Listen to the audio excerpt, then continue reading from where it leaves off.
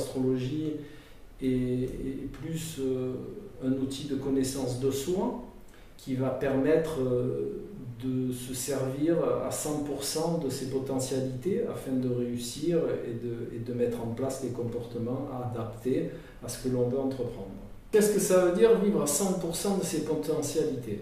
Cela veut dire que grâce à la connaissance de soi, on peut se débarrasser de bugs dont on est porteur. Alors un bug, c'est quoi? Pour faire simple, c'est comme si vous aviez une paire de lunettes de couleur sur les yeux tout le temps et vous voyez la vie et ce que vous avez à faire par rapport à cette vision colorée qui n'est pas la vision réelle de la vie et des comportements que vous devez avoir pour pouvoir réussir. Voilà.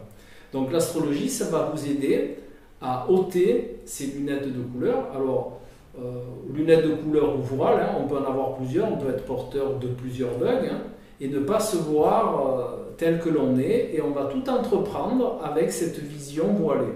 Donc l'astrologie va vous permettre d'enlever et de vous faire prendre conscience de ces voiles que vous avez, de manière à avoir une vision réelle des choses. Quand vous aurez acquis cette vision réelle des choses par rapport à votre réelle connaissance de vos potentiels, vous pourrez mettre en place des comportements qui seront là adaptés par rapport à une réalité réelle, je veux dire, et qui va vous permettre d'entreprendre et de réussir ce que vous mettez en place. Voilà. Maintenant, alors la question était, est-ce qu'on a une limite à nos potentiels? La limite, on est notre propre limite. Voilà. Donc tous les êtres humains ont des potentiels différents, ils sont exploitables de différentes manières, et il y en a qui vont être plus manuels, il y en a qui vont être plus intellectuels, il y en a qui vont être qui vont avoir des potentiels mitigés, il y en a qui vont être plus spirituels, il y en a qui vont être plus terre à terre, mais quoi qu'il en soit, on a tous des potentiels, et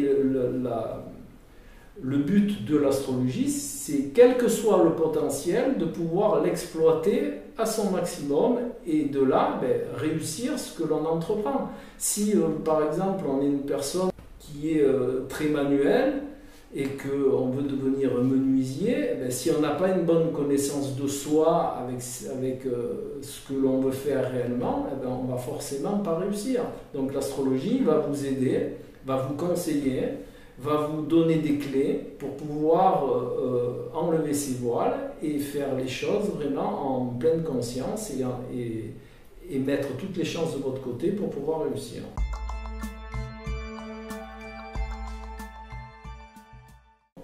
Donc je vais prendre l'exemple de Neptune qui est la planète du leurre. Voilà. Donc quand quelqu'un a un fort Neptune, il va avoir tendance à se leurrer, à s'anesthésier, de quelque manière que ce soit, par l'usage de toxiques ou tout ce qui est addictologie. Donc c'est quand même quelque chose qui sera ancré chez elle, mais par l'intermédiaire de l'astrologie, on peut agir. Donc on ne peut pas enlever quelque chose qui existe chez quelqu'un. On ne peut pas le sortir et s'en débarrasser. Mais par contre, on peut apprendre à en prendre conscience. Par la prise de conscience, on va mettre en place, on va regarder comment ça se met en place chez la personne, comment le programme se met en place. Une fois qu'on a fait ce repérage-là, ensuite on entame une correction. Et cette correction va permettre de gérer cet état de fait. Voilà.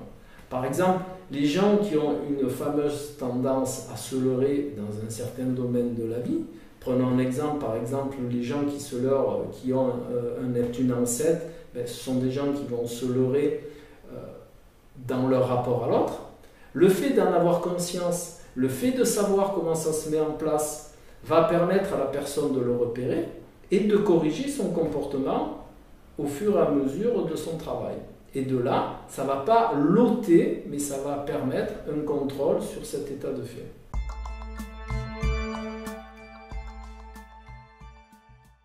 dans la carte du ciel, le potentiel d'évolution est représenté par la maison 9 et par Saturne. Donc on va pouvoir savoir si la personne va entamer un travail et va pouvoir, dans son chemin de vie, arriver à contrôler, à gérer son Neptune. Voilà. Maintenant, les choses ne sont pas aussi entières que ça. Le thème natal et les potentialités, qu'elles soient du bon côté ou qu'elles soient d'un côté plus difficile, c'est ce avec quoi on arrive. D'accord ? Donc dans le thème, il y a la valise karmique, il y a ses propres potentialités. Et justement, de par notre chemin de vie, on est là pour travailler ce thème. Le thème n'est en aucun cas figé. C'est une carte qui va nous permettre de travailler. Maintenant, il y a plusieurs indices qui vont nous permettre de déterminer ce à quoi on doit arriver. Par exemple, on prend l'axe des nœuds lunaires.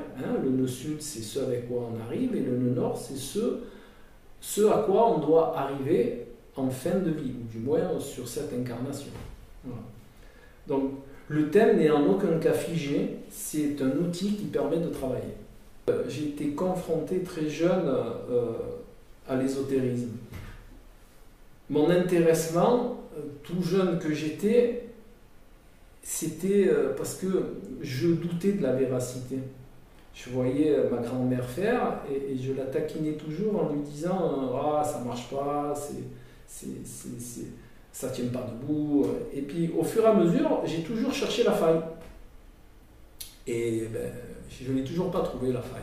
La seule faille qui est, c'est mon niveau de conscience qui ne me permet pas d'aller plus loin qu'un certain niveau dans mon interprétation astrologique. Parce qu'il faut bien penser que l'astrologie, elle, n'a pas de limite. C'est l'astrologue qui est limité, de par son niveau de conscience, de par sa compréhension, de par sa vision. Plus on a une vision large des choses et plus on va pouvoir tirer d'indices d'une carte du ciel. Donc en réalité, l'astrologie, elle n'a pas de limite. C'est juste nous qui en avons. Et dans 3000 ans, on tirera beaucoup plus de choses d'un thème que ce qu'on en tire à l'heure actuelle. Voilà. Donc ma démarche astrologique, elle a deux côtés. Elle a un côté passionnel, parce que plus je travaille en astrologie et plus je me rends compte de sa portée. Et dans un deuxième sens, j'aime bien chercher. Voilà. Donc je fais beaucoup de recherches astrologiques. Je prends des populations entières de gens, je recoupe, j'entrecoupe, je tire des stats et je cherche en même temps. Voilà. Et ce côté chercheur me plaît beaucoup aussi. Par exemple, j'ai fait une stat sur les utérus cicatriciels, comme je vous ai dit tout à l'heure, et j'ai regardé les positions de la Lune. J'ai essayé de retrouver les mêmes facteurs lunaires dans le thème de toutes les femmes qui ont eu un utérus cicatriciel ou multicicatriciel. Voilà. Pour info, un utérus cicatriciel, c'est un accouchement par voie de césarienne. Voilà. Donc j'ai regardé toutes les femmes qui ont eu un utérus cicatriciel si la Lune était en position difficile dans leur thème. Voilà. Et c'est ressorti que toutes les femmes avaient une lune difficile dans leur thème. Voilà. J'ai fait ça chez les sportifs aussi, j'ai regardé Mars chez les sportifs, alors je me suis aperçu qu'en réalité, Mars ne faisait pas le sport.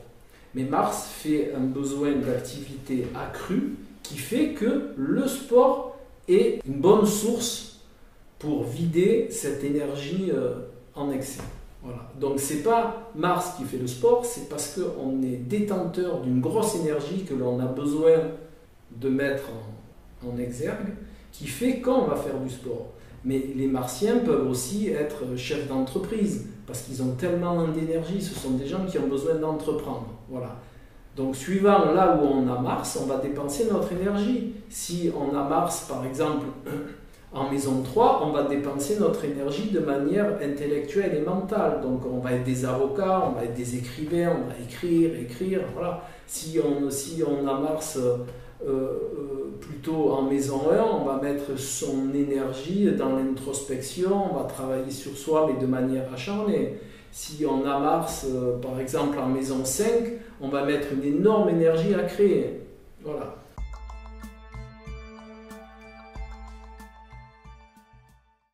Donc les gens viennent me voir pour plusieurs raisons. Il y a des raisons de difficultés quotidiennes, par exemple le travail, l'amour, beaucoup. Après, il y a les enfants, il y a leur relation aux enfants, il y a la santé. Voilà. En astrologie, il y a 12 maisons, donc il y a 12 domaines. Voilà, donc, qui englobent la vie d'un être humain. Voilà. Ensuite, il y a des gens qui viennent me voir pour avoir des réponses. Alors, en réalité, je ne donne pas de réponse. Vraiment, au sens, si par exemple on vient me voir, on va me dire ah tiens, est-ce que je vais me marier? Alors je vais répondre, mais je ne vais pas répondre oui, vous allez marier, non, vous n'allez pas vous marier. Je vais leur donner une clé de manière à corriger ce qui les empêche de se marier. Voilà. Donc cette clé va leur permettre de se corriger et à partir de là, ils vont pouvoir se marier. Mais si je ne leur conseille pas une démarche pour corriger le bug qui fait qu'ils ne peuvent pas se marier, je ne vais pas leur dire oui, vous allez vous marier. D'accord? Donc le principe de l'astrologie que je pratique, c'est donner une clé pour corriger ce qui ne va pas en nous afin d'arriver à ce que l'on veut. C'est pareil dans le domaine professionnel, c'est pareil dans la création d'entreprise. Quand quelqu'un veut créer une entreprise, je le conseille sur la manière de la créer. Je ne vais pas lui dire oui, votre entreprise va réussir. Je vais lui dire votre entreprise va réussir si vous corrigez certains comportements. À la correction de ces comportements, il n'y a aucun souci, l'entreprise va non seulement perdurer, mais en plus elle va réussir. Voilà. Donc en astrologie, il n'y a pas de fatalité. La fatalité n'existe pas au sens où les gens l'entendent. Le thème astral est là pour nous dire qu'est-ce qu'on est venu faire sur Terre. Voilà. Ça c'est le côté spirituel et chemin de vie de l'interprétation astrologique. On a tous un travail à faire, on a tous des contextes à vivre. Voilà. Et un chemin de vie de manière à progresser dans notre évolution personnelle et dans notre évolution au niveau du règne humain. Voilà. Donc il est certain que si une femme veut un enfant et que son travail dans cette incarnation-là est de ne pas avoir d'enfant parce que c'est ce qu'elle a à vivre et à expérimenter, elle n'aura pas d'enfant. Mais mon conseil, il va être justement de lui dire que son travail dans cette incarnation-là est de vivre la non-possibilité d'avoir un enfant. Un enfant conçu par elle. Maintenant, rien n'empêche d'adopter un enfant. D'accord? Donc il y a toujours, je vais dire, c'est pas une solution, mais dans un contexte, quand on le prend de manière adaptée, ce n'est plus un problème. Voilà. Quand on sait pourquoi on est là, quand on sait ce qu'on a à faire, après il n'y a plus de problème. Le seul problème, c'est l'acceptation. Mais là aussi, il y a un travail à faire sur soi. La non-acceptation des choses, c'est une résistance à la vie. Et là, on est pareil dans un bug qu'il faut prendre conscience, regarder comment il se met en place et corriger. Et après, ce n'est plus un souci. D'accord? Seulement, c'est vrai que ça demande un travail. Et dans la société actuelle, on travaille volontiers pour l'extérieur, mais très peu pour soi, pour l'intérieur. D'accord? Donc, il est aussi de bonne loi de prendre un petit peu de temps dans sa journée, 1 heure, 2 heures, ce qu'on veut, pour travailler sur soi.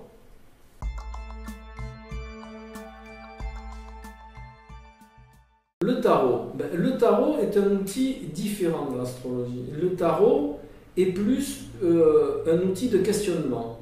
Voilà. Le tarot, on fait un tirage tarot quand on a une question à poser sur un domaine bien précis.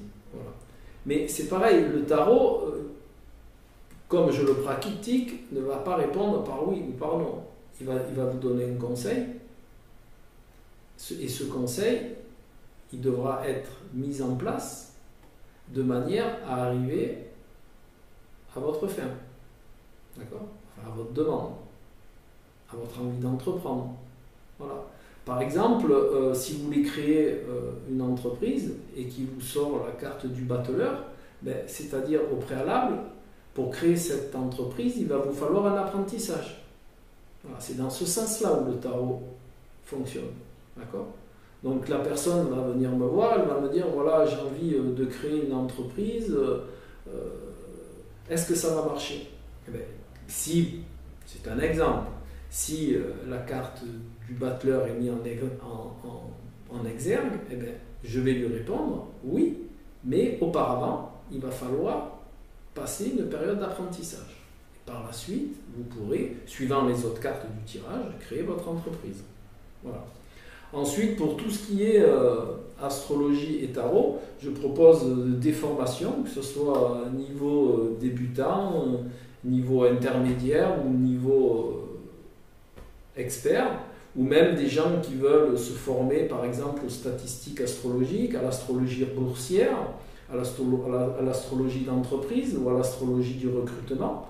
Pour le tarot, c'est pareil, il y a plusieurs formations, formation intermédiaire, formation, ce que j'appelle moi intermédiaire, ou les gens qui veulent se perfectionner dans le tarot.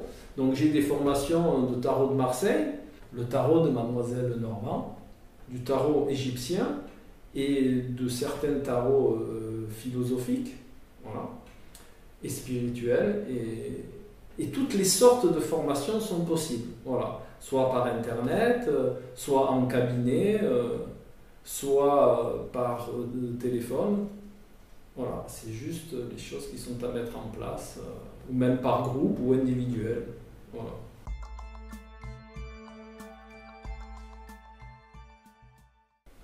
Une fois, on m'a posé une question, est-ce que je crois au bonheur? Alors, je crois au bonheur. Mais le bonheur, c'est un état. Et le bonheur, il vient de soi, et pas de l'extérieur. Si vous attendez d'être heureux par un apport extérieur, vous ne le saurez jamais. Le bonheur, vous le trouverez en vous. Mais vous le trouverez en vous, pas d'une manière sociétale. Vous le trouverez en vous par un état de plénitude et par un sentiment de pouvoir réaliser ce que vous êtes. Voilà. C'est ça le bonheur. Et ma philosophie de vie, elle est très simple. Tout vient de l'intérieur et c'est nous qui créons nos contextes. Donc beaucoup de gens cherchent à agir sur les contextes, c'est-à-dire ils cherchent à toujours aller contre les contextes.